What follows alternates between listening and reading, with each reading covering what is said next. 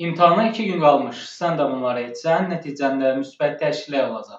Salam əziz 11-ci sinif şagirdləri və abituriyentlər. Bu son günlərdə sizə kömək edəcək bir neçə qaydanı sizinlə bölüşmək istəyirəm. Birinci qayda: yeni mövzu öyrənmirik, sadəcə bildiklərimizi təkrar edirik.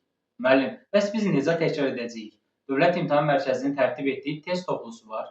Mündəricət hissəsinə baxırsan, bir-bir, məsələn, fonetika, fonetik təhlil, son 10 test işləyirik və o cür davam edirik digər mövzulara işləməyə.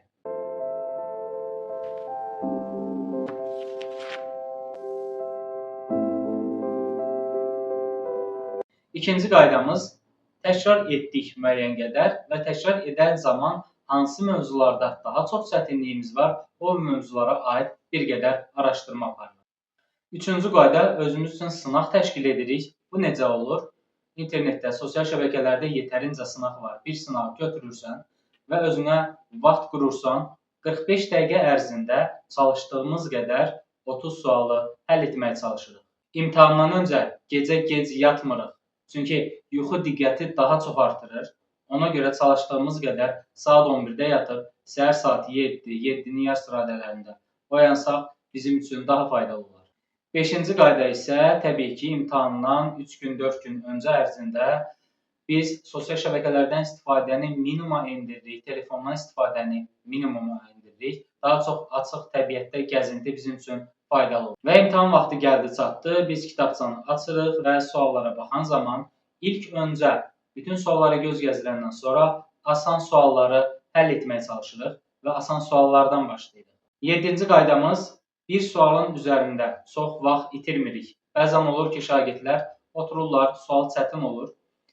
Üzərində işləyir, amma zaman aparır. Yəni, bir sualda əgər ilişdinsə, o sualı işarələyirik, sonda yenidən qayıda bilərik. Ən önəmli qaydalardan biri isə özünüzə güvənin, özünüzə inanın.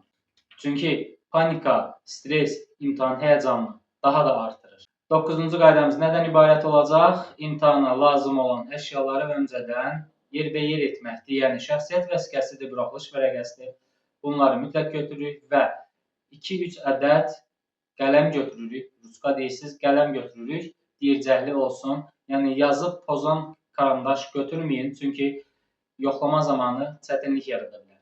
Və sonuncu sizə tövsiyəm bundan ibarətdir ki, imtahana pozitiv düşüncə ilə gedirik, nikbin gedirik. Çünki bu imtahan bizim üçün bir sınaq mərhələsidir və neçə il, neçə ay hazırlaşdığımızın sadəcə bir nəticəsidir. Unutmayın, imtahan biliyin yox, düzgün strategiyanın nəticəsidir. Ona görə də həm sualları işləyən zaman, həm imtahandan bir neçə gün öncə strategiya ilə oxuyun. Çox oxumaq bir şey demək deyil, strategiya ilə oxumaq daha çox şey deməkdir. Bütün abituriyentlərimizə imtahanda uğurlar arzu edirəm.